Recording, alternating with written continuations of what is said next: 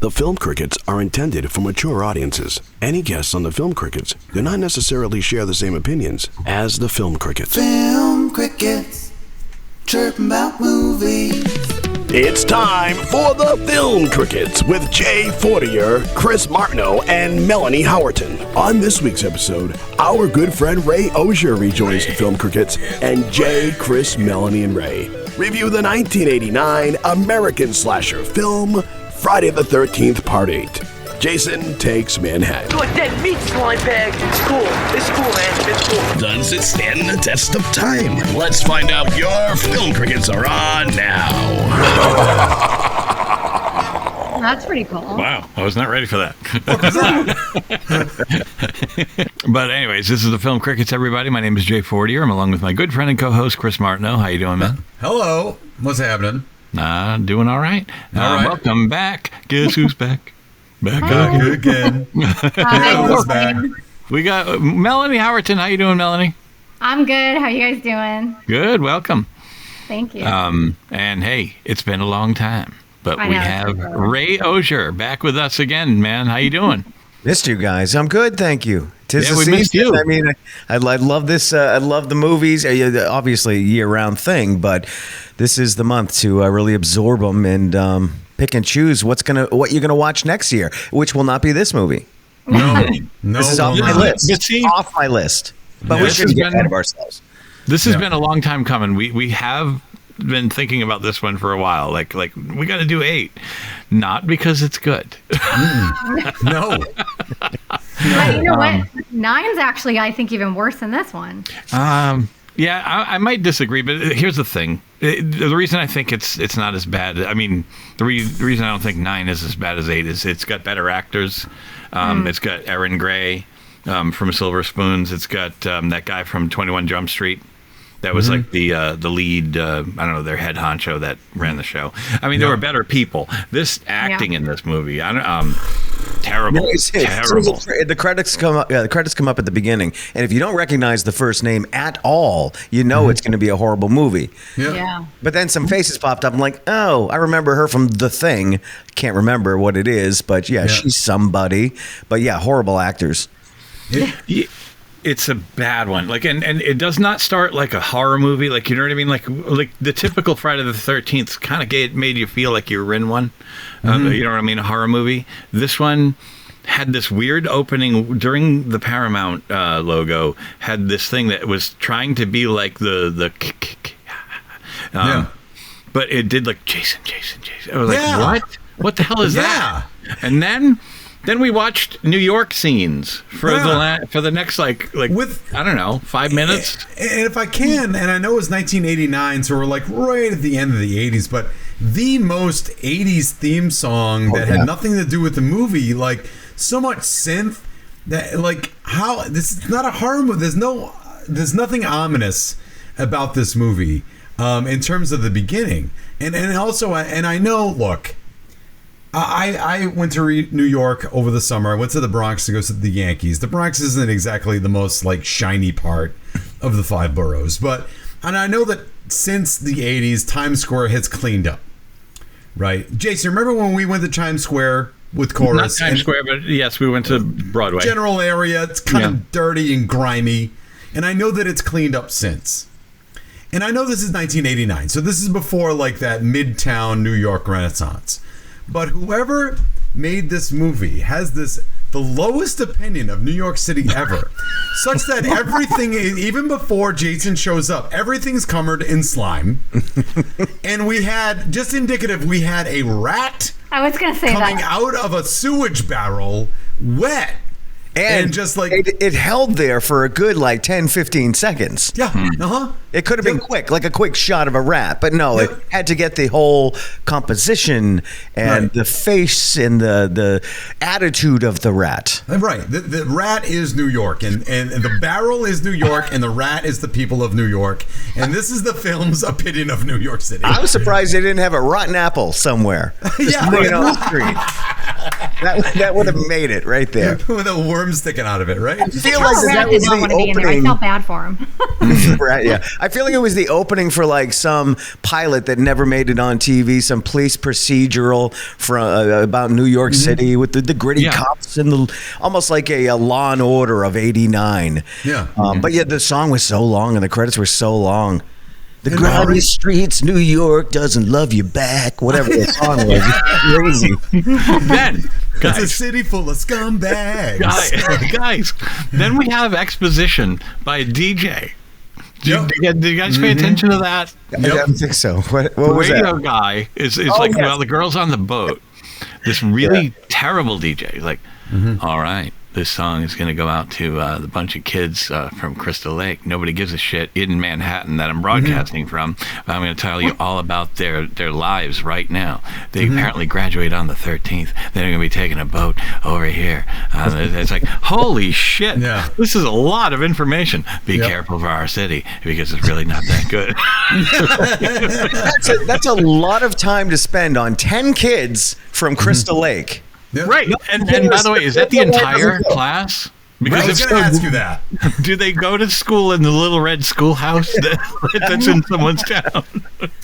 It is very exclusive, this cruise that they're taking around a small lake. It's the senior class. So again, I know we're horseshoeing in the fact that we have teenagers that are going to have sex and die, but there's only 10 of them at most, and with 2 chaperones on a boat that goes around. Like what about everybody else? Like what? These were the 10 worst kids in the high school, by the way. So maybe it was that kind of a cruise. It's like, let's take the degenerates out. Maybe they won't come back. Yeah, maybe. Oh, which God. Most didn't. God. So let's just. It seems like. So I'm going to be honest. Usually we go around the horn about what your experiences with the movie in the past. I never saw it. In fact, honestly, the Film Crickets has opened the door to Friday the 13th. I know it exists. I'd only ever seen the third one when I first entered this podcast, and now we've worked our way through most of them. I'm actually looking forward to do 9. That would be kind of neat. Maybe we 10. Still need to do 2 and 3. We did 2 and 3. No, we did not. We did not. Well, the fact of the matter is, I know the reputation of 8. I know it was absolutely, and you can tell by watching, it's just a money grab of, like, if you call it Jason Takes Manhattan, people are going to go see it because it just seems like such a goofy premise. I'd never seen it up till yesterday, actually. It's awful for a lot of reasons that it's awful, but you could make the argument that all the Friday the 13th are awful. They really are, but this is like a level of awful that is beyond. So, Ray, again, from your other, like, I only know you from this square, and I only know you from your other, I don't want to call it man cave, but other place in your house that you hang out. Sure. That has a lot of movie memorabilia, and has a lot of 80s stuff, a lot of horror stuff, a lot of Jason stuff. What's your deal with this movie? Like, I think it's a movie you have to consume if you're a fan of the series, right? And so 89, I'm 17. That movie, I probably went to the theater to see that. Okay. Because I was a fan from way back, from watching the VHS tapes with the fuzzy over it, because my buddy taped them illegally. So that was my introduction to Friday the 13th at like 12 years old. So I probably went to the theater to see it, and I probably enjoyed it at 17. Okay. And I was probably still a little scared of that kind of stuff, so I couldn't. So it was exciting, and to see Jason in New York City was such a weird concept that it worked. And maybe I watched it again somewhere in between, and then I watched it this morning at 5 a.m. And I was blown away by how bad it is. And to your point, Chris, they're all bad. This is a whole other level of bad. Yeah. This was cheap. It was lazy. And I've got so many notes here that I don't know why they didn't have a note session at some point while they were filming this and saying, well, that doesn't make sense. We should probably reshoot that. I think they're just looking to crank out the movie for a certain amount of time. And they just know that. We know we're going to have a scene in the trailer where Jason's going to be in the middle of Times Square, and then people are going to go see it. Oh, absolutely. When the rest of the movie's on a boat. Melanie, what's your deal with this movie? Well, I've watched all of them, and I actually watched this one not that long ago, but I don't think I ever finished it because I don't know. I don't remember. I That's said, why. I usually put these on when I literally just want something on in the background to listen When to. I meditate. So I don't. Yeah. So I just don't like really watch it. I just want to like have something in the background to listen to while I'm like doing something. So I don't think I really like watched all of it. Okay. So I was like trying to watch it as fast as I could before we got on today. So I remembered, I would think most of it, but I don't know if I watched it in the movies or I rented it a long time ago, but I always remembered not liking it.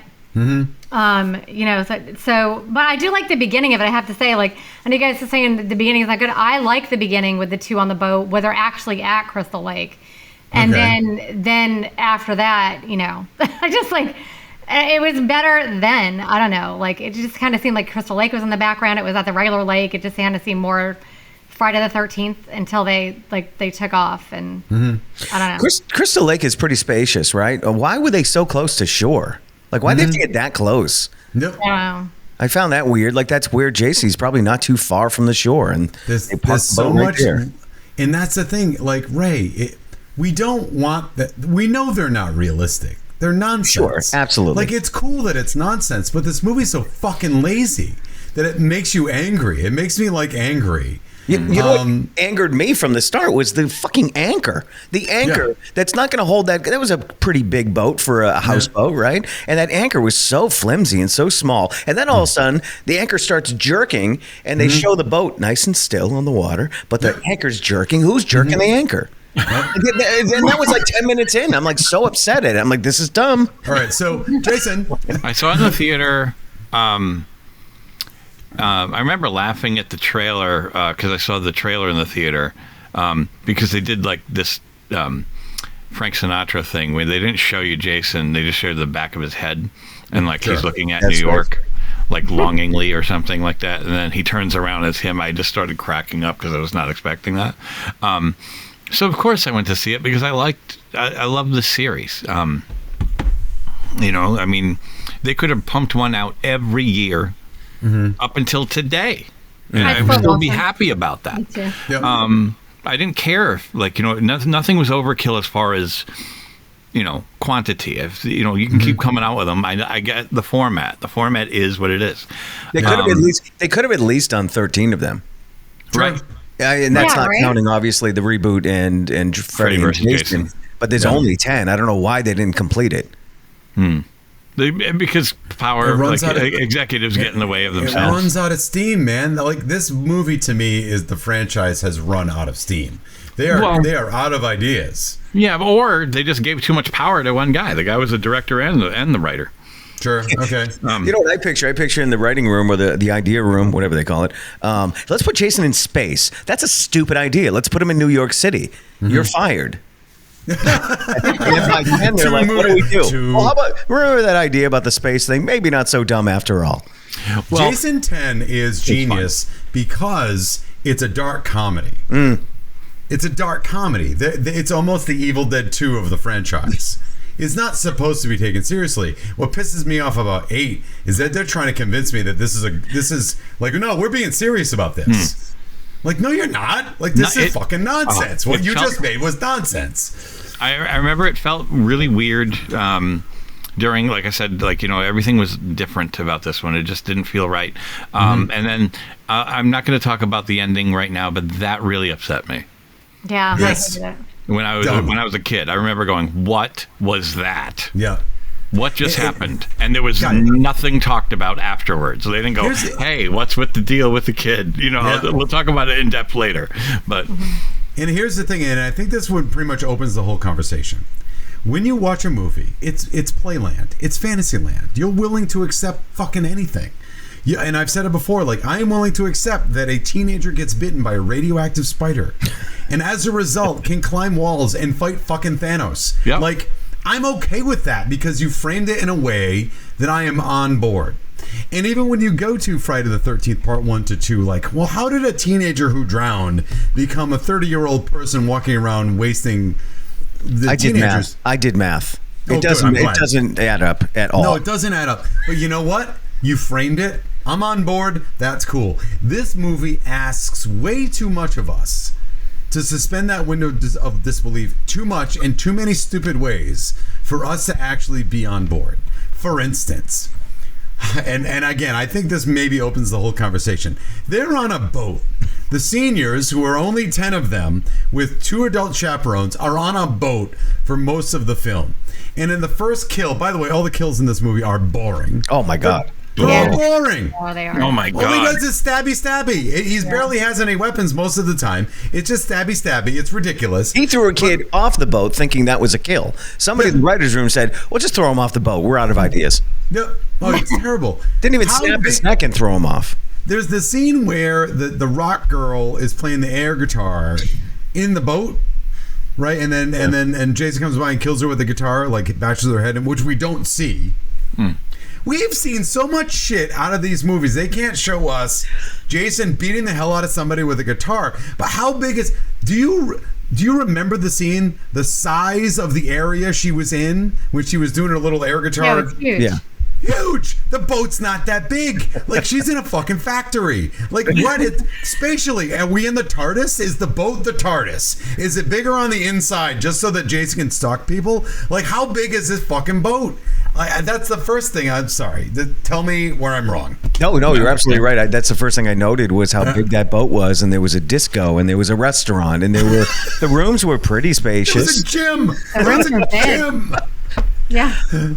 Another thing that bothered me before they got on the boat was where the like, boat was. Dumb writing like this. Mm-hmm. They look in the back seat. By the way, I got a question. Who's the woman? Like is she? Who's the relation? I thought it was the mom, but no, just a teacher. I think. Is it a teacher? I couldn't tell. Must be her English teacher. Man is the uncle. Yeah. She's just a teacher. Okay, well, they acted almost like they were like, you lost your rights. You're like, that's kind of what it felt like. You lost your rights to have her. And I'm a psycho. I get to keep her.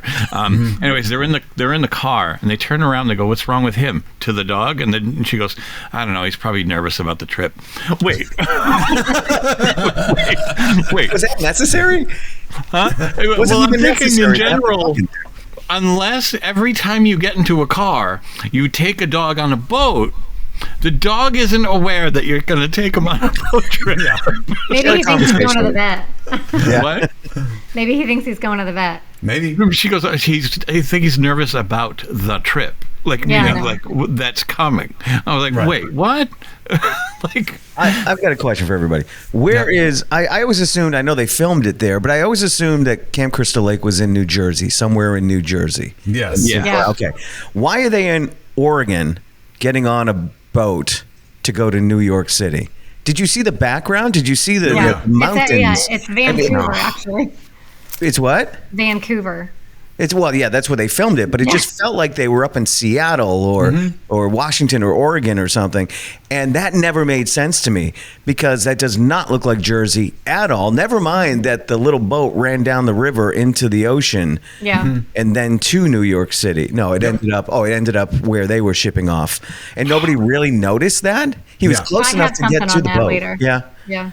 It's a lake, and I know that everything eventually drains to the ocean, but not to a way that a boat is going to go from a lake to an ocean, much less a rowboat. Right. I don't think it's and that the way easy. that they eventually get on the rowboat and approach New York City is through the Statue of Liberty and Hudson Bay, and that just... I don't think that rowboat was ever on the ocean, guys. I'm going to throw it way out there in left field. It's but pretty calm. Pretty calm. Very foggy. Very foggy. Because they filmed it. I bet you they filmed it in somebody's pool. They didn't have enough money to be on the ocean. Yep. Probably. Well, I have a lot to say about that rowboat ride too. Like, we're at least, but let's back up a little. You want to do the IMDb? Oh, sure. I forgot about that. Hold on a minute. Let me get my readers so I look even older. Here it is. All right. So, Friday the 13th, Part 8, Jason, not 40-year, takes Manhattan. Came out in 1989. And surprisingly rated R. Blissfully only 100 minutes, an hour and 40 minutes. It says Jason Voorhees is accidentally awakened from his watery grave and ends up stalking a ship full of graduating high school students headed to Manhattan, New York. Directed by Rob Hedden, written by Rob Hedden and Victor Miller, starring a bunch of no-names except for Kane Hodder. Anybody? I did look up the IMDb like to see what else these people have done, and it ain't much. The uncle, I think you would see on like Matlock or Fall Guy. I think it was the baddie in most of those 80s TV shows, 70s and 80s. And I saw the girl too, the lady. Like those two I've seen. But the fact of the matter is, like, they're not real good. No. They're not real good. He was the big get, I think. He was the big get as far as the budget goes. We need one face, and they got him. Mm-hmm. Well, you know, a lot of times I'm perfectly okay with no names. Sure. In these movies, because it's just kind of the vibe. Like, you know, they give you these people you've never heard of, but it doesn't mean they're not any good. Right. Yeah. These were not good. No, not good. No, none of them are good. Right from the bat, too. Right out of the gate, those two teenagers, they were horrible. The kills were horrible because they were hardly kills. And one thing I noticed that's a big trope, and it really bothered me. I had to go back and watch it a couple times. The girl is looking for her boyfriend. Where are you? Where are you? And she's walking through this narrow cabin. But the trope is her looking around every corner. And then it widens out a bit, and it's just this narrow. Like, where is she looking? To this wall, that wall, this corners. It's not spacious. That always bothered me. And then she just proved it, like a horrible acting. Yeah, and I almost like I couldn't stand her screaming in that thing. I'm like, I remember watching. I'm like, hurry up and kill her already, because I don't want to hear her anymore. Well, and she gets into the little crawl space, and he kills her with the spear from the gun there. This is the second movie with a harpoon, Jay. Are you aware of that? In a row that you and I just watched. Yeah, we watched Carrie 2. And so this one. But when he goes to kill her, I know that she really doesn't have a lot of options, but could she squirm a little, like try to get away? Like she sat there screaming, almost like the cop in Austin Powers going. She just sat there screaming, and he brought that thing down slowly. To kill her. There's a little bit of room to the left and to the right. Do you just sit there and allow the spear to go in without any type of pushback? That was not as bad as the shower scene where the girl literally had a whole bathroom, not just a little tiny space, and she just sat there and just waited for him to just come kill her. I think I would have thought a little bit on that. and that's where, like, these movies, like, at this point, it's run out of steam. Like, the trope is now cannibalizing itself. That the person, and they make fun of it in commercials now, where, like, the Geico commercial I'm thinking about with the horror movies, right? Like, let's run, and then we're gonna fall, and then we're gonna let the person that limps, give them a bunch of time and just scream the whole time until they get here, and then, like, hit us in the head with an axe. Yeah. Like, it's running out of steam. Before, it was sort of terrifying, but then when you see it in every movie, by the time you get to 8, which is poorly directed, it's just a mockery of what it could have been. You know what I mean? Talking about running out of steam, the boxer had no stamina when it came. I mean, we're jumping ahead, but when he was fighting Jason, you'd think he'd have a little bit more stamina, but he ran out of steam so quickly. That bothered me. All he's doing is, and he's punching a hockey mask, which is what? For protection, right? It's for facial protection. And this kid's aiming for the hockey mask. Yes, multiple times. He didn't hit the body until the end. Yeah. No one goes for the groin with Jason? Like, no one goes for the balls? Yeah. I just kicked him. I'd be curious to know if that was ever something that happened in a movie, if he got hit there. Like, that's to me, like, the half of these other victims that are just sitting there screaming, like, nobody goes for the nuts? Like, how? Like, even if you don't think it's going to work, don't you try that? Yeah. Like, you try that, like the guy boxing. What's stupid about that's the end, but the guy that's boxing, what's stupid about that, besides punching a guy in the hockey mask over and over again, is the fact that we're trying to have, like, a fair fight.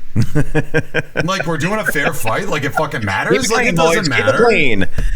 Yeah, seriously, like what? You know what bothered me was the cheesy guitar like all the guitar stuff with that lady in it. Like, I just thought that was the cheesiest, dumbest freaking thing ever. What, the air guitar woman? Yes.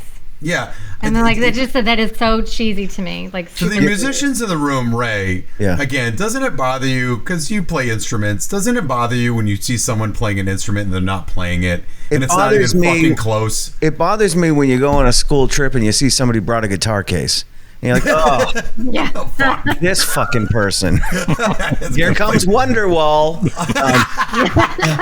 Please play the boxer again, please. No, it does. I don't like that. I was watching her. I don't play really, but I was watching her hands, and they were syncing up pretty well. So I'll give her that. But another thing I noticed, and based on her and the boxer, is how you know the character? How do you define the character in these dumb versions of the movies? Mm-hmm. Their clothes. The boxer always had a tracksuit on. The rocker chick had a leather outfit and the hair and everything. Mm-hmm. Everybody, you could watch this in silent mode, turn the volume down, and still know who everybody is based on how they're dressed. The video camera guy, was the fucking best. Like he is AV struggling squad director wannabe. Yep, AV guy with that hair. Oh my god! And I think in '89 I would have killed for that hair because I had like bushy hair. I would have killed for that kid's hair. She turned him away, and I'm like, hey, he's actually not that bad looking. He's a nice guy. He's what okay, are you this doing? guy. I don't know why they always have to make like the film people like be nerdy. Like I think that would be like a cool. I don't know why. Like I don't. Yeah, dorky. I don't know why they have to make people like that. Like act like that, because to me that's a cool thing. It's not. Well, Melanie, obviously you didn't see Carrie 2, where the only cool people are the jocks. I mean, obviously. Yeah, I listened to you guys. When I was listening to you guys do that, I was like thinking like, did I see this movie? That's and terrible. then like the more you guys talked about it, I'm like, oh no, I do remember that. So I probably saw it one time and said, this is horrible. I'm not watching it again. Oh, it's bad. What about the safety precautions that everybody took? That they said, hey, we're going to have a bunch of children on a boat, and we're going to have a lot of sections without railings. So if a bully wants to come along and push somebody off, and then after she pushes the girl off, walks away. Scot free. We know we're she not just supposed murdered to. somebody maybe and walks away. That's not like knocking somebody's books out of their hands. That's attempted murder. Yeah. And then he gets mad at the guy who saves them. Like he gets mad at the guy walks who away actually... like, no big deal. She's possibly dead. Hey guys, I'm gonna throw it out there. Now, as we all know, I do teach high school, and I hate field trips. I don't go on them. I hate them because I'm not in control of the situation. So I don't like taking my class. Not that I don't trust them. I just don't want to deal with it. You would never get me to do a senior trip, fucking ever.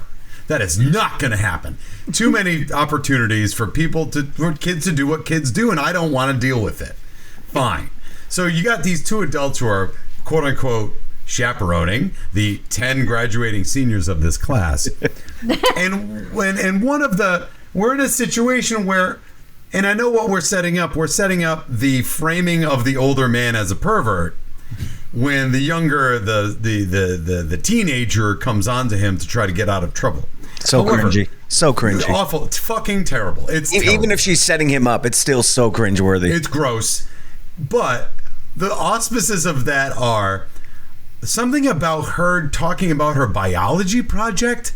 Wait a minute, is this a senior trip, or is this? Why would I show a presentation on my science class on a boat in the middle of a fucking thing like that? What are you talking about? And that's such lazy goddamn writing. The We're DJ just trying to, at the beginning said they're graduating on the 13th. Yeah. Okay, so they're trying to set us up that the Friday the 13th is going to happen in this film. All right. Yeah. So if they've kind of already graduated, why does she need to hand in a project? Right. While she's on a class trip? Seniors are usually done about halfway through the year, and then it's just a cakewalk. Whoa, easy. As a teacher, we can't say that. I'll say it. We can't say that shit. I mean, I gave up halfway through sophomore year, but I would say most are senior year, right? So by that time, they're free. I mean, and some of them said it like, you're not a teacher to me anymore. I'm out of here. We're not listening to you anymore. But yeah, it was weird that, we've got some homework we have to get done before we go to the disco. So let's go. Oh my God. It's so that's what I mean. Like, you're asking, I'm willing to believe in the immortal Jason Voorhees more than I'm willing to believe that fucking scenario. Well, you know what it is? True. We've accepted this from from part 2 on. Yeah.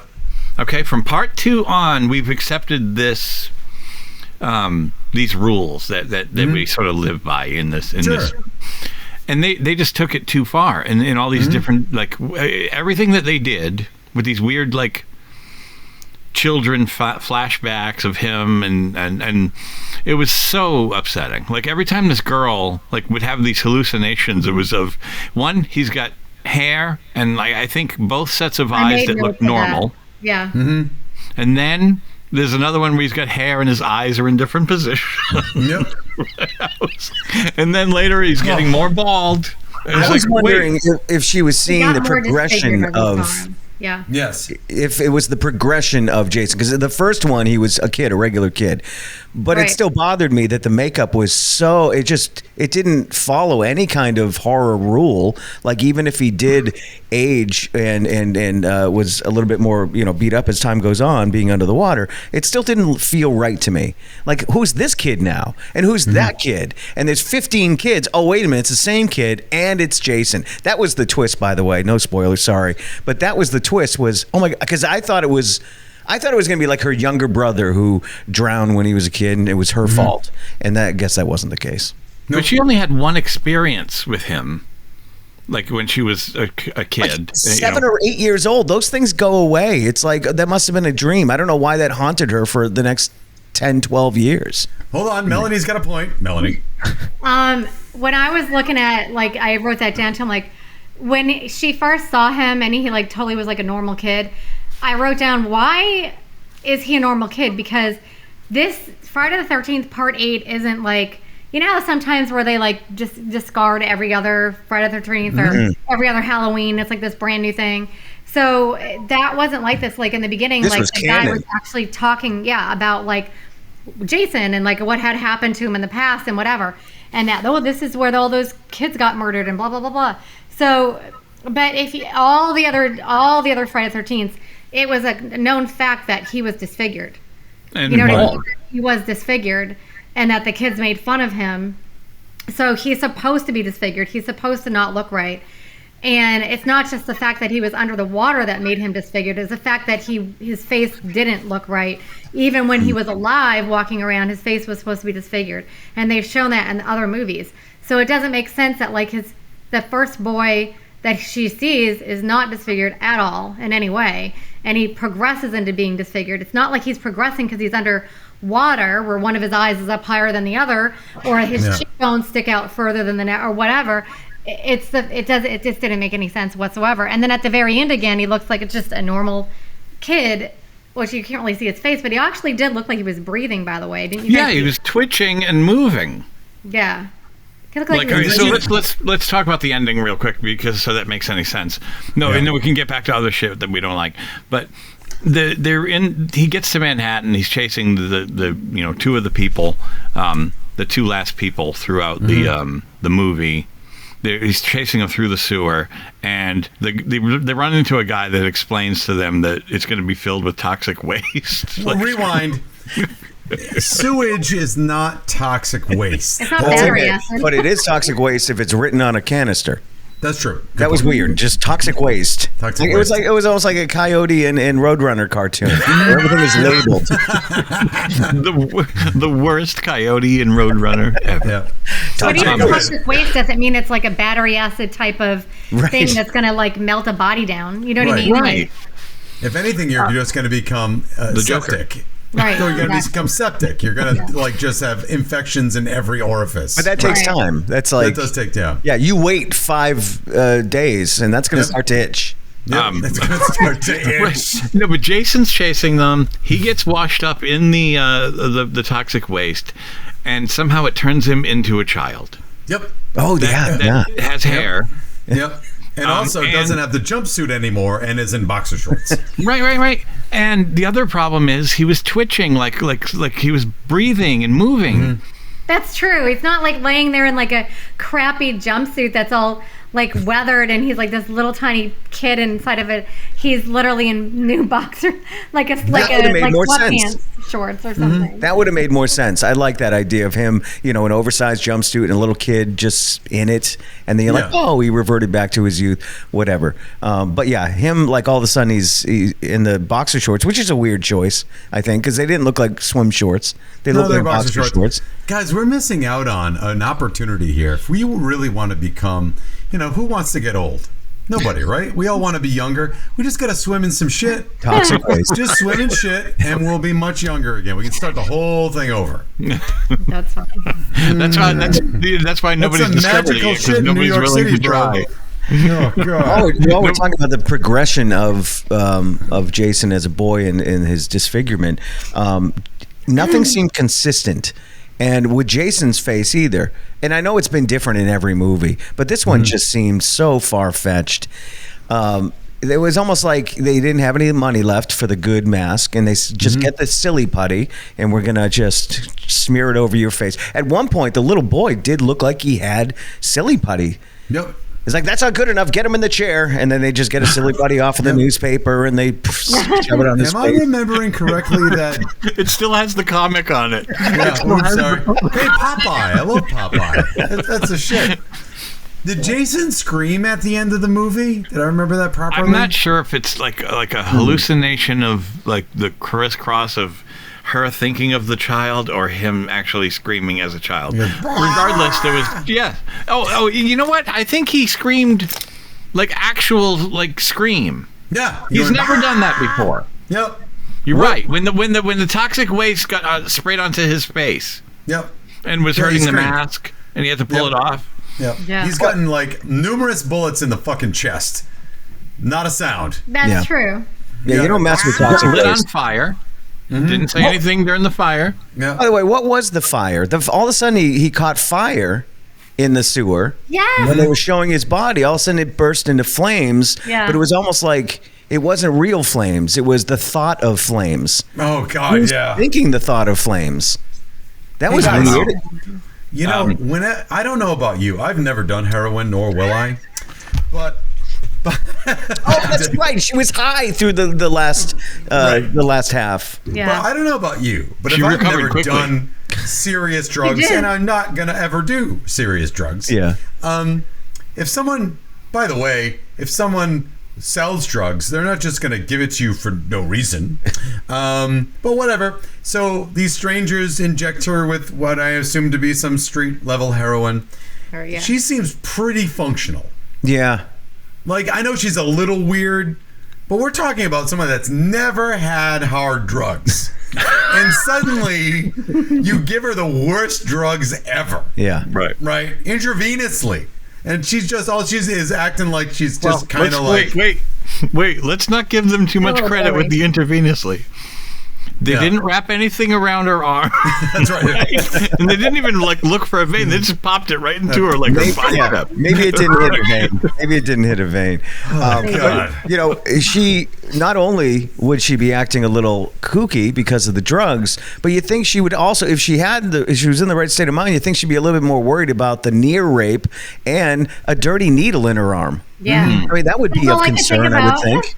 That's all I can think about, yes. And that was such a dark scene. I mean, that rape scene does not belong in Friday the 13th. No. And that was prolonged. Prolonged. Mm-hmm. There was one good scene. I mean, it wasn't even that good. I'm saying there was one good moment in this movie, and that's when he looks up at the billboard. Yes, that was a good one, yeah. That was the only moment I liked. That should have been the moment that they kept in for the laugh. When he took his mask off in front of those thugs, that pissed me off because he does not have the wherewithal to think straight and say, oh, this is going to be kind of funny. Boom, guys. Okay. You're talking about... I'll scare the shit out of him. I'm ugly. Well, thinking also, like you said, like he doesn't have the smarts to do whatever. No. Okay, so he's on that ship that looks like a fishing boat, by the way. Yep. That does not look like a cruise ship. That's a fishing boat. But anyway, but how the hell, I don't think that he's ever been on a ship like that, and how he would even think of this. But when they're trying to do it like a Mayday type thing, he thinks to know. First of all, he thinks to cut the wires, but he also knows where they are. Yeah. And I'm like, I would never think of that. I wouldn't even know where the fuck those things were. Keep in mind, he's a child. His development ended when he was a child and I guess died. But he's also a killing machine, like a shark. Yep. And I think they mentioned that it's in one of the movies that he doesn't think; he just moves. Almost. Oh, maybe that's Michael Myers. I don't know, but they're all the same, That's and Michael they just Myers. move. They don't think, and there was too much thought put into the mask, revealing the face to the thugs. It was funny. Don't get me wrong, but And Ray, if he's a killing machine, he's walking through New York killing no one. right, like the subway. There's plenty of opportunities just to say these guys are running. This person's sitting. Let's go for this person right here. Yep. But he doesn't. And why is he so stealth if he is a killing machine and he just in killing mode? Why is he so stealth? At one point, the cameraman is with the blonde and he comes out of the room and he goes down the hallway. Jason pokes his head out like, oh, good, he's gone. No, yes, I remember that. Let's go kill the blonde now. When he could have just reached right out, ripped the kid's head off, and then he sneaks into the blonde's room, sneaks into the bathroom, opens the door, and then plows through and smashes the glass. Why is he hesitating, and why is he being all stealth-like when he could just be on a murderous rampage? I would accept that a little bit more than sneaky Jason. Ray, I'll tell you this. I saw that scene with Sneaky Jason when he looked in and kind of peered around. I thought two things. One, it's the same energy as Santa Claus coming in and looking for children, or contrapositively, that's the same as a child coming in and seeing Santa Claus and looking around. It's the same fucking thing. That's It's the crazy. same idea. Like, they're there. I have a logic flaw. And then he smashes through the door. I have a logic flaw. ahead. And keep in mind, we're talking about, a goofy ass movie about, an undead killer guy. Okay. Yeah. I'm talking about in the realm of our movie here, or our movies. I'm going to ask you all an obvious question. How did he come back to life in part 6? Part Lightning 6 bolt. was... Oh, lightning bolt with the thing. I noticed the Lightning thing. What bolt. you're talking about, the train track. How did he come back to life in this movie? Electricity. Right? Oh, electricity. With the anchor. Then Yeah. gets knocked out completely on the railroad tracks when he gets electrocuted. The third rail, yep. Electricity is his like- friend. I thought of that too. Yeah. Yeah, make him isn't that stronger. supposed to, bring him back. It's like, how does it take him out? Yeah. That's like in It took him out for a part while. 7 too, when she gets him with the wire and in the puddle in the water. Yeah. He seemed stronger after that. And then we see the lightning strike the Statue of Liberty, and I thought, oh, is that thing going to wake up now? I thought great. Ghostbusters. That's all I could think of. That's how Ghostbusters 2 started. Oh, they're related. Well, it was probably around the same time. There you go. It's There seriously it like is. Ghostbusters. Same universe. I was just going to say, we were talking about how bad the kills were. In the disco, he grabs a girl, strangles her, and then lifts her to the ceiling and then drops her. It's the most, there's zero creativity. So she's up in the air, he's strangling her, and in the background is the disco ball. And I'm like, please put her head through the disco ball. And then when everybody comes into the disco, she's churning around. Yeah. And her head is encased in the disco ball, and there's blood coming Right. down. Not just, Yeah. Right. And then those were all the kills. There were no good kills. the other people that she dropped off at the restaurant, I guess, Oh my they God. apparently They drowned. weren't dead. Right. I don't know, because they didn't even check on them. They didn't check. Right, They said, exactly. oh, I left the kids in the There is no restaurant. more They're restaurant. gone anyway. I was there going is to no ask more you guys that. I was restaurant. like, did I miss something? I don't understand. What do you mean there is no more No, the restaurant? water, did it like, burn flooded down, or did in. it get flooded, or what? Yeah, but But, maybe like, they at could least- help. Guys Maybe they run. were They treading weren't water. trapped in there. They couldn't get out. Right. Go help them. I don't think. Right. At least try. Right. Yeah. Yeah. I found that to be disturbing. She These took people the are word of a horrible child people. that said, there is no more restaurant. Okay. Yeah. I should So we leave don't them have to all worry on the about boat. the overcrowding on the lifeboats. Yeah. That's true. The kills are so disappointing. I mean, we're coming from, was it the last movie where he found like inventive power tools? Yes. 7. Was it that like seven? he had some weird come like up with head trimmer? like brush cutters and stuff. Yes. And this one is like he a piece of glass. He strangles people. He punches somebody's head off, which I guess is fine, but stupid. And the stabby thing he did with the little, with a rock, a hot rock. What the fuck is that? And then one thing, it looked like a little fork. Like, what is this? It's like when in Halloween 2 when he kills somebody with a scalpel. Like, we want a machete. The machete, please. Like, come on. And if I see Kane Hodder standing there just menacingly breathing one more goddamn time. Oh my God. I literally wrote that down the way, because he did say it one time. He said, do you know how hard it is? He said something like that. I remember reading trivia, how hard it is to act when you can't, when you're not allowed to talk.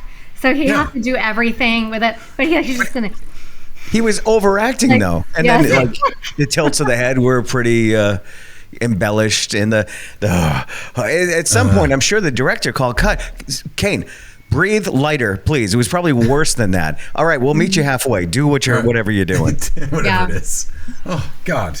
But he's not, after watching that, he's actually not one of my favorite Jasons anymore. I don't think he did a great job as Jason. I think I don't know. Did you guys see the remake? Not to go to another movie, but Yes, I love the remake. Yeah, I think Derek Mears, who is a little bit leaner and taller, was a fantastic Jason. But I got over Jason by the time 8 rolled around, and it was just Kane breathing heavy. He was a smart Jason, though. That one in the remake, he was really smart. Bit. Yeah. Are you selling this remake to me? You should watch the reboot. The reboot is very slick, and very it's good. Okay. It's not Jason's mom. It's straight up just Jason as the killer with the hockey mask. Okay. And it's good. It's a slick movie. It's as dumb as the other ones, but it is really good. Did you want to jump out a window? I think we mentioned it before, but did you want to jump out a window when he saw a picture of the minor league hockey team with the mask? And I said that was the only watching funny this part. right now. I said that was the only funny part. Okay, all right. Sorry. Yeah, I Sorry, laughed. yeah, you did say that. Because I thought you were talking about Times Square. No, I just think about the uncle. But I wasn't saying a lot of compliments about it either. I was just saying that was it, the moment. No, I know. All right. Yeah. I'm like, Jesus Christ. Like, what is They this? needed something for the trailer. Uncle. What's that? Well, Melanie had something. I wanted to say something about the uncle. Sorry, go ahead. Because I had written it. When you were going to say something earlier, I wrote it down so I wouldn't forget. But so everybody knows he's a jerk. But okay, so the guy the guy that saved his niece's life, and he's all mean to him at the boat. But later on, that same guy literally saves their life, gets him, he paddles all the way he wakes up and he's all happy because he sees the Statue of Liberty. So he gets him to land from a boat instead of a boat that's sinking, that's on fire with a serial killer. He's now on land. You've got to land, and he's like, "Oh, nice docking, whatever. Nice fine place to dock." Yeah, fine place to dock. And I'm like, of all the places to dock, who the hell cares where you freaking park? Like, he was obnoxious. He's literally complaining that where he's pulled up to land now. You're like, I'd be like kissing the freaking ground when I got out. Well, I was going in that sort of direction. It's all right. Yeah, go ahead. Well, I was going to say when they get off they need to get off the boat. They're in a crisis mode. And please obviously get the this fuck off uncle the boat guy already. is an ass. Yeah. With that? Was that right? I just said, please get the fuck off the boat already. Oh my God! Right? No, but they get off the boat. I was just commenting what you said. Yeah. They get off the boat. They're in the little boat, and he's like, "All right, see if you can get through this fog, Mr. Captain," or whatever. Like he starts insulting the guy. Yeah. Thanks a lot. They're in fog. They're in crisis mode. It's not time for a pissing contest. Like that's not the place for it. Help. Yeah. And I was like, "How about you guys lean on each other right now? You're trying to survive." That's I just thought think it was the kids did pretty good getting them off the boat, and this guy just wouldn't stop. He was relentless. He was like Jason, just relentless, just moving forward with his bitchiness. Forward with his bitchiness. Boom, boom, boom. Guys, none of us are New Yorkers, right? And I'm sure that we've been, and I'm sure we've all been lost in New York because it's easy. It's easy to get lost in D.C. The roads are fucking weird, even if it is a grid system. It's weird, right? These kids have never been, I assuming, not that familiar with New York City. Jason Voorhees, definitely not familiar with New York City. when those kids landed at the harbor, and even if Jason was right behind them, it'd be really easy to lose Jason. Absolutely. Like, he's going to get lost in a second. For a city that doesn't sleep. Exactly. Where is everybody? And it was almost like they were at a haunted Halloween, like a Halloween haunted house or maze or something. Yeah. Everything was neon, all the spray painting, and they were going through the alleyways, and it just felt fake to me. It's like this is a Halloween haunt. That's it. But you get on the subway. If you get Jason on the subway, just get off the subway and run up a flight of stairs. Get on the next train. You're gonna lose him in 9 seconds. He doesn't run. Like, that's what I'm saying. Like what the like? It's so. How is he always there? Oh, that's what I mean by the window of disbelief. I'll buy into all of this bullshit. You're asking too much of me with this. There was a part on the boat when I forget who it was, but they were approached by Jason. They encounter him. Boom. Approach. Yeah. They run up the stairs. They go out a door. Jason's right there. And at that point, I thought to myself, "Holy shit! There's two Jasons." Or he can move throughout time in a way no one else can. He has got some kind of supernatural power that we don't know about. But he did go from downstairs to upstairs really quick. I don't know how he got up there. Several city blocks in an instant. Too, yeah. And then not running. Yeah. Always finding those 4 people or 5 people. God, and guys, don't forget. Well, even too when they were in Manhattan on the train. When they get electrocuted, and then he caught up to them super fast. Right. Don't forget, though, the top of a building. You just can't get on the roof of a building. Forget about not getting up there, but you actually have to go up several flights of stairs. Yeah. That kid was young and spry. He could get up those stairs, up the ladder, and Jason's right behind him. Yeah, you're asking too much. You're asking too much. It would be better if it were Freddy. It would make more sense. Right. Because he can teleport. He can be wherever he wants to be. Freddy Takes Manhattan would have been a great. That would have been a great movie. Yeah. Yep, absolutely. Because everybody's got a nightmare in Manhattan because they live in Manhattan. That's right. Because it's a lot. You know Life's what I mean? a nightmare. Don't forget. You know what, Nate? I did write down about the uncle. Oh, go ahead.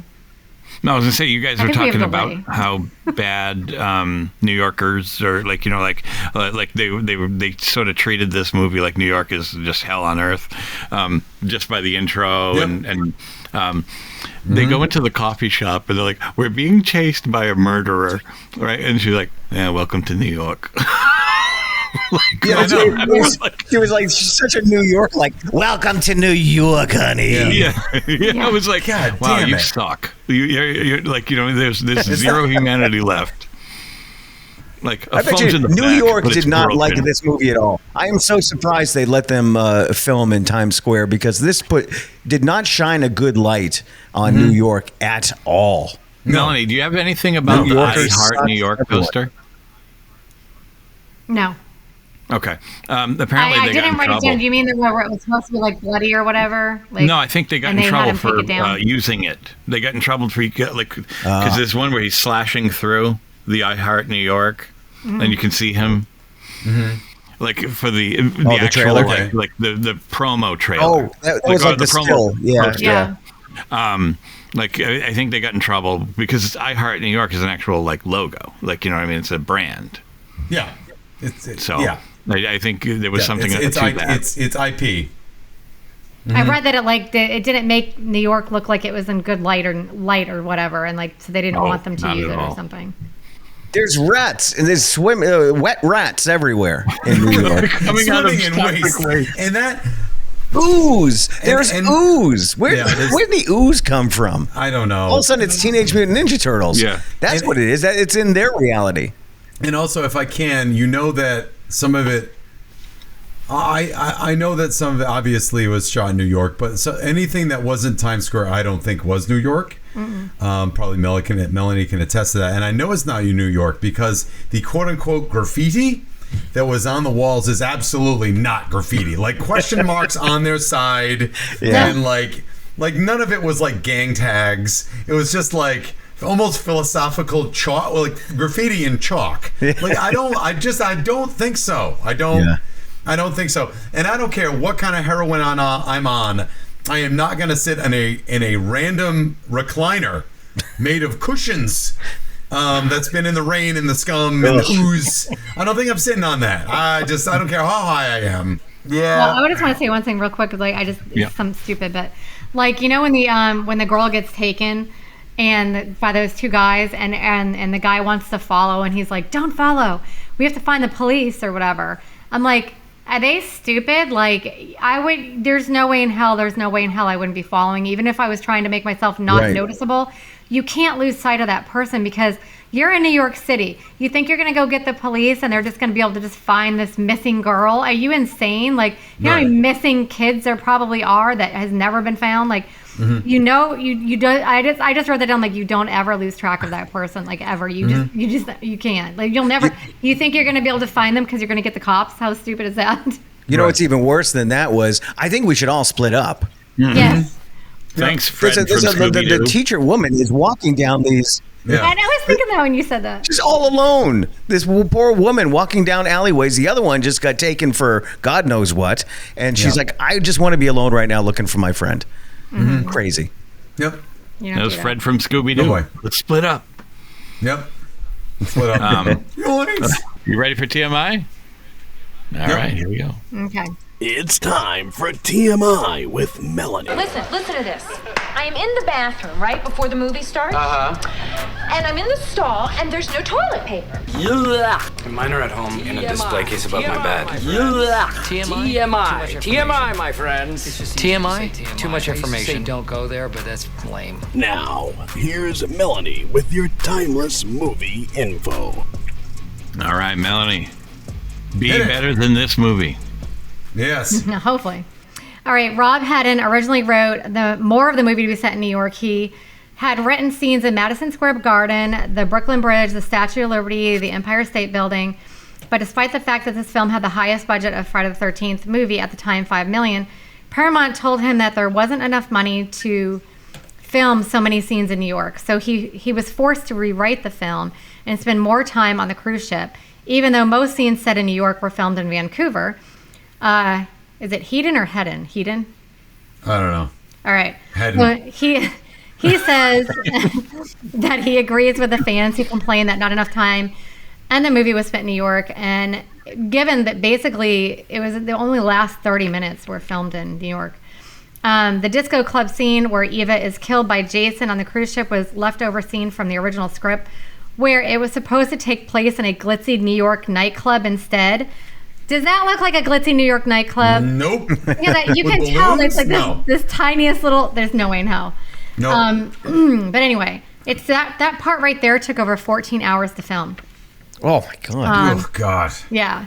Many Miserable. of the actors pointed out to themselves a plot hole earlier in filming of the movie. They wondered how the ship got out of Crystal Lake and into the Atlantic Ocean. Since most of them were just happy to be in the film, they didn't bring it up. Yeah. It says actor Vincent Craig Dupree was quoted in an interview about the plot hole saying, "This damn boat could have come up from the Sahara Desert and gotten into the Atlantic. I don't care. I'm not going to challenge the concept." Writer and director Rob Hedden wanted to portray Jason Voorhees as more of a supernatural entity rather than just a walking corpse. Renee's visions were, is it Renee or Renee's? Whatever. Renee. Were more than just her own hallucinations because her dog, Toby, actually saw one of them earlier on the film. How could I have missed that wonderful plot point that the dog sees shit? Yeah. Oh boy. In the original script, when Jason makes it into the dock and the dog starts barking at him, he kicked it. But Kane Hodder thought that kicking the dog was going too far and the scene was dropped. In the diner, the man Jason throws into the mirror is Ken Kersinger, who would go on to play Jason in Freddy vs. Jason 2003. He also doubles as Jason in a few brief shots in the film. Hodder usually stayed in character during filming. You know, when we were like doing all the other ones, he always stayed in character. That is annoying. That's annoying. Well, I mean, like to the cast. I know, that's annoying. Method acting. That is fucking annoying. He usually did that, you know, because we've read that before. But apparently in this one he did not. Every time the director basically like yelled cut, he would do something to make the cast members laugh. One of them being a brief disco dance in full Jason costume and makeup. Okay. The only Friday the 13th film to have a blooper reel on the DVD and Blu-ray. This is the first movie in the series where Jason kills one of his victims by strangulation. The cruise ship is named Lazarus, which is the name of a biblical character who was brought back from the dead, just like Jason. Oh, don't worry. The symbolism was not lost on me, Melanie. I knew it wouldn't be. I knew you'd get that. I was like, oh, really? Fucking A. Like, let's see. Jesus. In the scene where Jason reaches through the porthole Since we're on the Bible. And grabs Renee, Jensen, the girl, the actress, was reportedly really terrified because just inches from her face was a large, very sharp piece of glass that had become stuck in the window. It touched her face, and then I thought, Jason, just twist her head a little bit, and it's going to go right through. Yeah. Well, apparently that was real glass, and she was really freaked out about it. That's because horrible. He kept pulling her face towards it. Yeah. I was concerned. I saw that. Yeah. I'm like, this isn't part of the movie. Yeah, she ends up with this huge scar. And the scene, okay, wait. At 100 minutes, this film was the longest running time of any Friday the 13th film. A record until the release of Friday the 13th, 2009 reboot, which is only 6 minutes longer. This film was actually supposed to be over 2 hours long, you guys. Oh, God. Yeah. The original scripted ending featured Jason being completely melted by toxic waste and his soul finally being released. But the studio changed it because they changed it that he would turn back into a child so that if there was a chance of a sequel, they didn't write themselves into a corner. They did write themselves in the corner. He's a fucking child now. Yeah. What are you talking about? Well, I guess he can just grow again. I don't know. All right. Let's see. After this film's disappointing results at the box office, Paramount decided to sell the rights to Jason Voorhees' character, although not the Friday the 13th film series, to New Line Cinema. This makes Jason Takes Manhattan the last feature produced by Paramount until the 2009 remake, which was possible because they still had the rights to the first 8 movies. Due to negative feedback from fans and writer-director Rob Hedden himself, as the film wasn't what he wanted it to be, he repeatedly apologized to any fans who were disappointed by the film, such as the Blu-ray and the DVD audio commentary, and has since disowned this film. Whoa.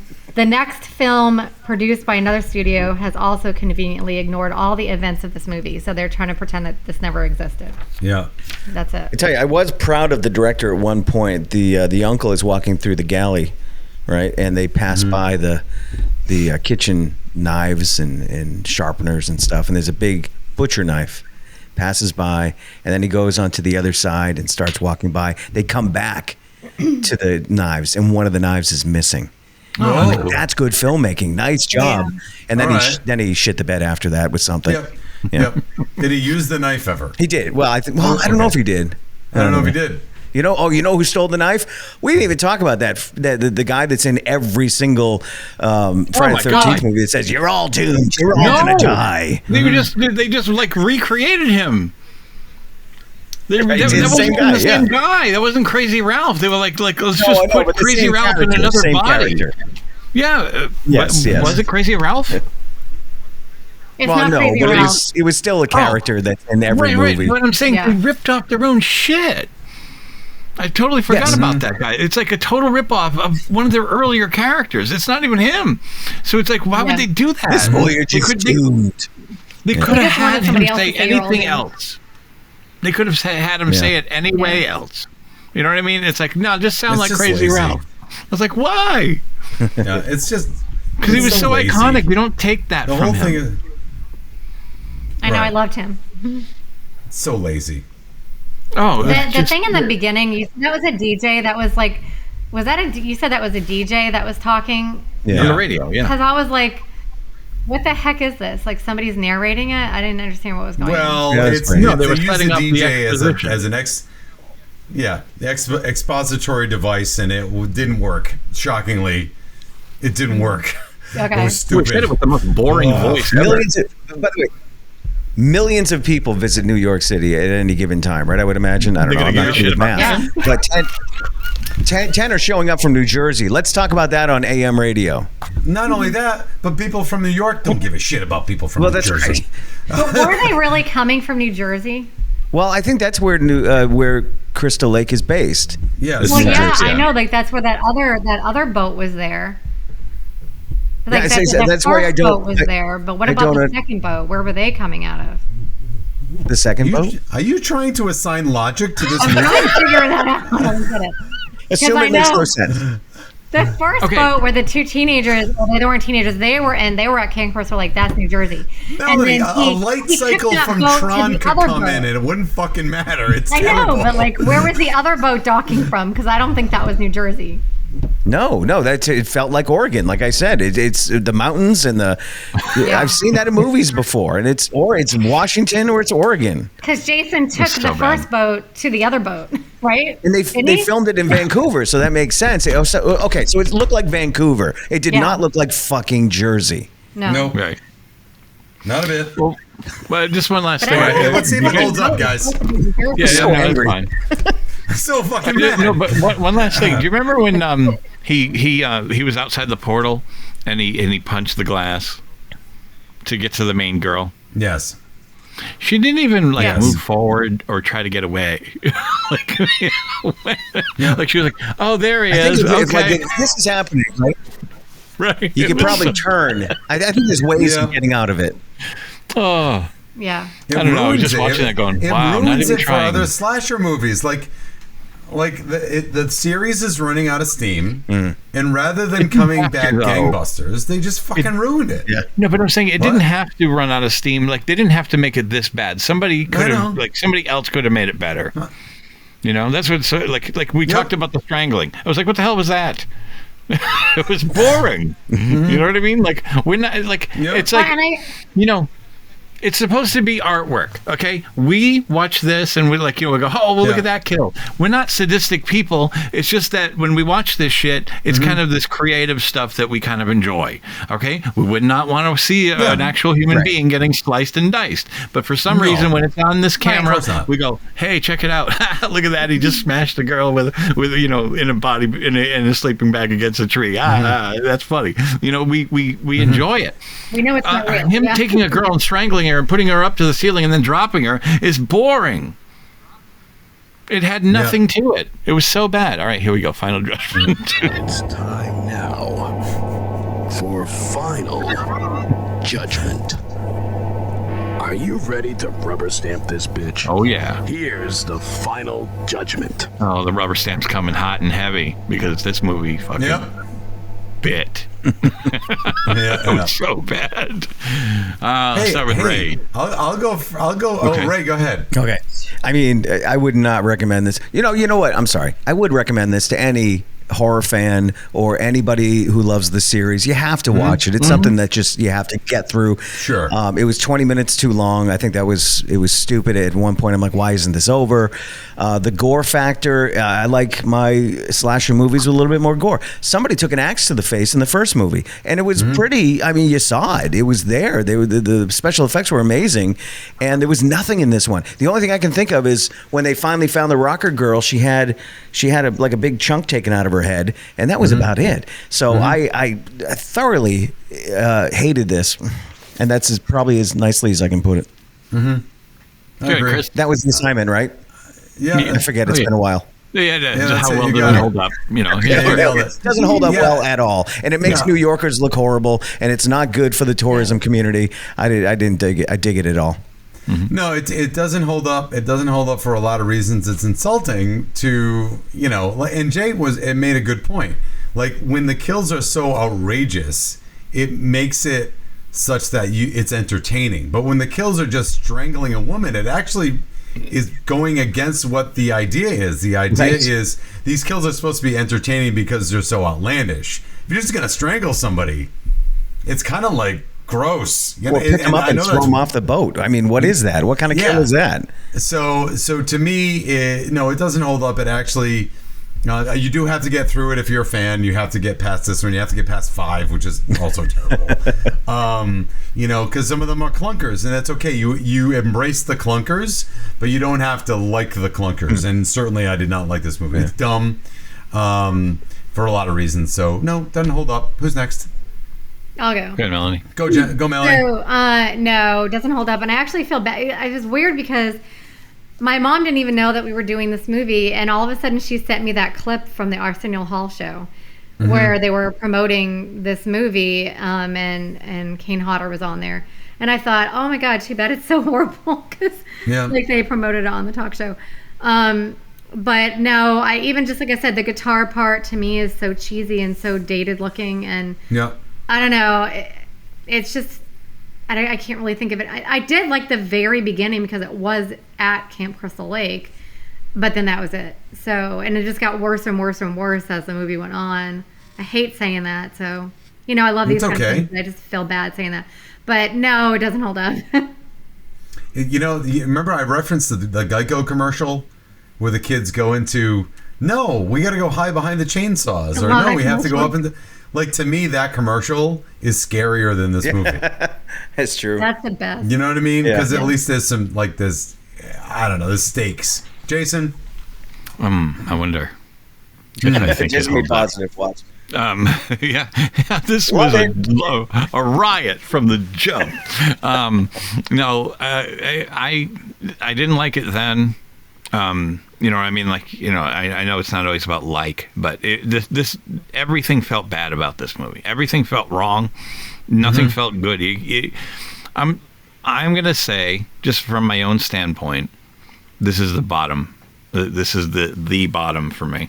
I'll take 5 over this because 5. There's moments I'm enjoying more. Yeah. I enjoy parts of 5. I laugh. I whatever. I know Jason's not in it, so I'm not going to argue with somebody that says you can't because Jason. Oh, fine, I don't care. I'm just going to say I still prefer 5 over this. And so I don't know. Yeah. This one sat so badly with me, from the start, from 1989 or whenever it was, and it just 89. And it ended with the child in the sewer. I was like, what the hell was that? No, and it just felt so grimy and ugly and gross. It was just there's nothing. It didn't feel like a Friday the 13th movie other than the fact that he was in it. That was it. None of the music sounded like it. None of the music sounded like it. You barely heard his kill. It was hardly at all. Barely. It was terrible. So, all right. I'm glad we all finally got to commiserate with that. No, it's been a long time coming. Yeah. I was like, I want somebody to bitch about this movie with me. So, I'm dying to do 9 now because I always remembered 9 as being the worst one ever. But now I want to. I haven't watched it in a while, so now I'm kind of wanting to watch it. Okay. I thought visually 9 was pretty good. I got to watch it again, but visually I thought it was pretty good. And I want to go watch it again now because I just remembered I didn't like 8 or 9. Yeah, guys, if we're committing to 9, then we have to do 10 because 10 is actually good. Yeah, let's do them all. Let's do all. Right. Well, we'll pick up. Why don't we try to pick up in January, for these? Okay. Because we got the holidays coming. I think we should do the remake though, even though it's not. That's fine. We can break the rules. We make them. We can break them. Yeah. We're not. They certainly broke the rules. I do like the remake of Amityville. What's that? They certainly broke the rules. I like the remake of Amityville That's right. with Ryan Reynolds. And we'll watch Amityville. They break the rules, Ray, and to null effect. Oh my God, that would be so funny. Amityville in space. They have that. Get out. So bad. That's a thing. Amityville in space. Check no, one it's of the real. free-streaming, We saw it. We saw it on Tubi. It's real. It's unfortunate. Yeah. Oh my God. I clicked on the trailer and it looked like. Yes. I can't even describe it. It's so bad.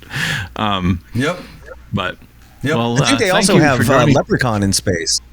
Oh, they do. Sorry. That's okay. It's fine. First one I couldn't even get through. Never mind. Leprechaun in space. So Ray, thank you for joining us again, man. If you want to remind people of the projects you do and everything. Yeah, New England Legends, probably the only one I really need to mention, with Jeff Belanger from Ghost Adventures and author, does a whole bunch of stuff. Weekly episodes. It's a lot of fun. We just talk about the weird in New England. Paranormal or Bigfoot or whatever the case may be, UFOs, history. It's really a historical show, so it's fun. I love it. Thank you. I love like all the sound effects you guys do, and that you're pretending like you're actually there. I like it. It's Thank good. you. Appreciate it. It's fun. Pretend. Yeah. We are there. Come on. You're there. I love it. There's a really cool Conjuring one that they did with the, did you talk to the guy that lived there or something? Well, yeah, we went to the house. We talked to the current owners at the time, but we spent some time at the house. That was one of our Halloween episodes. That was a lot of fun. And something happened while we were there. It was crazy. What was that? Because I didn't hear that. Oh, that must have been 4 or 5 years ago, maybe 6 years ago. All right, I'm gonna have to go find that. Something moved, and we couldn't explain it. It was really cool. That's awesome. That was our coverage of the, some would argue one of the worst, if not the worst, Friday the 13th film. Mm-hmm. Jason Takes Manhattan. So, well, hope you liked it, and hope you don't have to suffer through that movie, especially if you're not a Friday fan. Mm-hmm. Well, that being said, I'd like to thank Steve Lavoie for our vocal imaging and Draco and the Malfoys for our theme music. And until next time, movies may not age like fine wine. This one certainly did not, but we drink it anyway. Nope. Bye.